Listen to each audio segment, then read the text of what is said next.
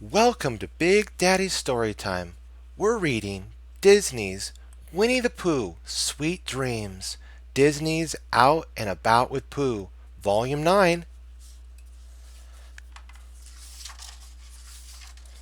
Winnie the Pooh was looking at the most beautiful thing in the whole world. It was more beautiful than the trees, or the clouds, or a sunset over the pond. He was looking into a pot full of honey. Pooh gazed at it, smiling. He imagined all the wonderful times he and the honey were going to have. Then, suddenly, his smile faded. What if it weren't honey, or it weren't really honey? It looked like honey, it felt like honey, it sloshed in the pot like honey, but what if it were something very different? Pooh knew there was just one way to find out. Someone would have to taste it, and so he did. When Pooh looked up a bit later, Piglet was standing there. "Hello, Piglet," said Pooh. "I'm happy to say that this pot is full of real honey." Piglet looked into the pot. "Pooh, this pot is empty," he said.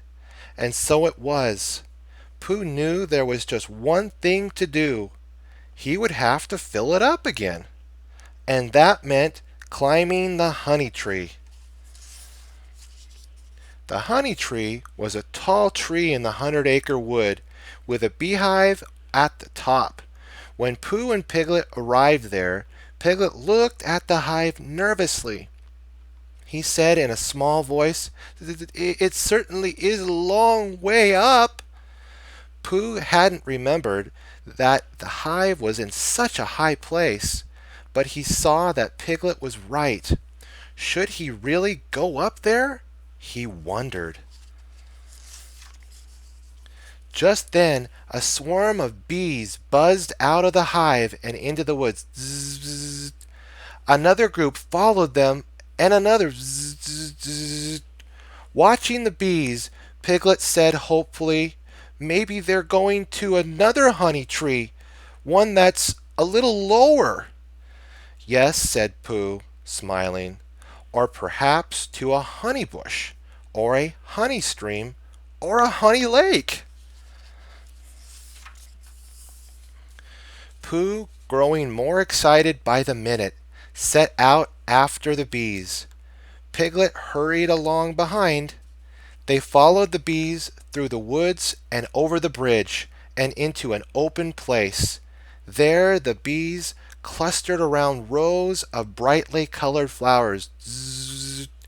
It was it was Rabbit's garden. "Hello there," called Rabbit, who was working in the garden. "Would you like some of my buttercups?" Pooh looked at the pretty yellow flowers.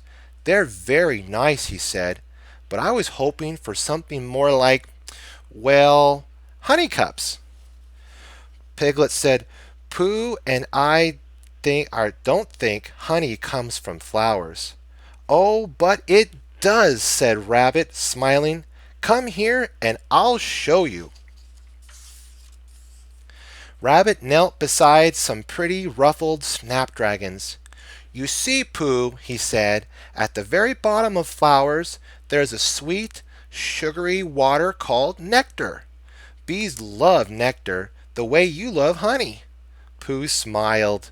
Just thinking about honey gave him a warm glow. Rabbit said, "The bee sucks the nectar from the flower with its tongue. Then the nectar goes into the bee's tummy and starts to turn into honey." He offered Pooh the flowers he was holding. "Maybe there is a bee in there right now," he exclaimed Pooh. "Maybe there's a bee in there right now," exclaimed Pooh.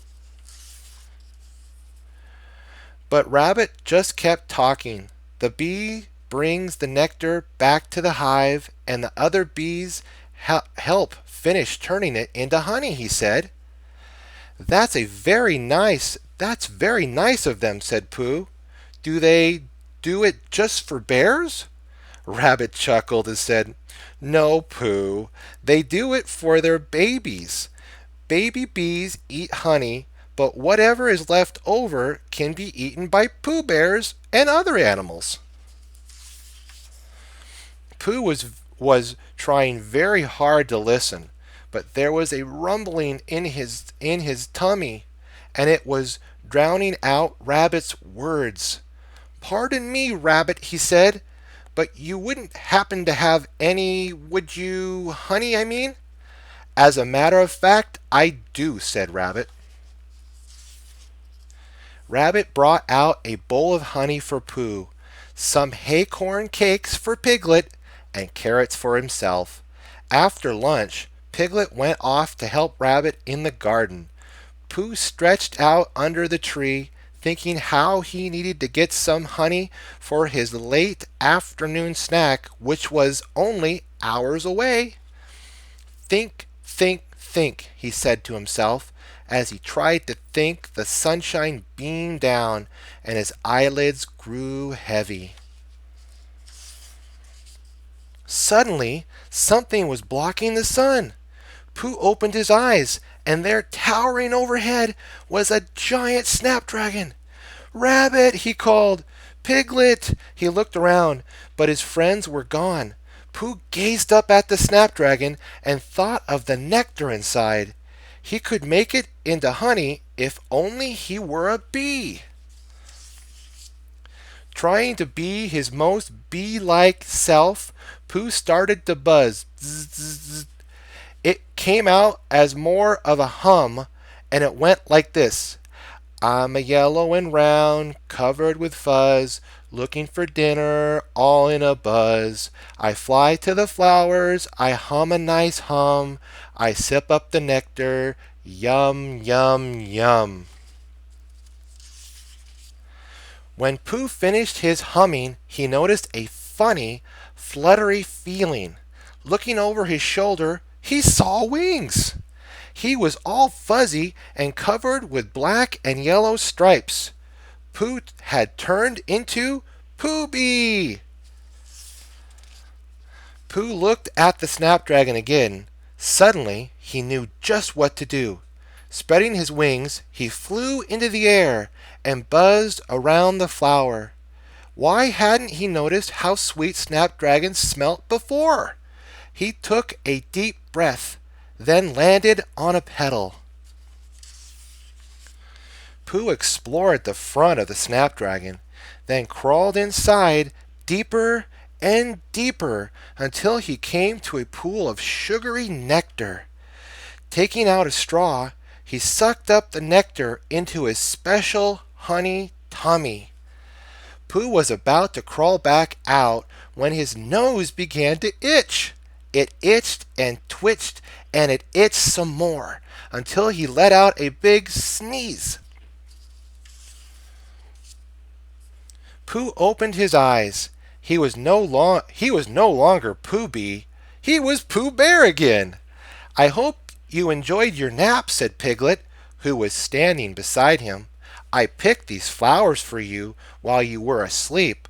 "Thank you, Piglet," said Pooh, and he sneezed again. Chew. It was getting late, so Pooh and Piglet said goodbye to Rabbit and headed home.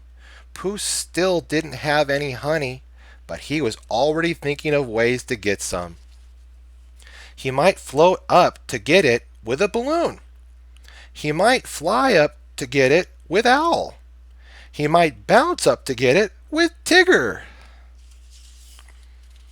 Or, if he was feeling sleepy, he might just take another nap, buzz back inside the giant snapdragon, and sip nectar all afternoon. If he did, Pooh knew one thing for sure. He would have sweet dreams. And we have learned from this, my friends. And remember that friendship is sweet, just like Pooh's honey. Thank you for tuning in. Please stay tuned for more videos from Big Daddy Storytime. I hope you had as much joy listening as I had reading it to you. Thank you for listening, and God bless.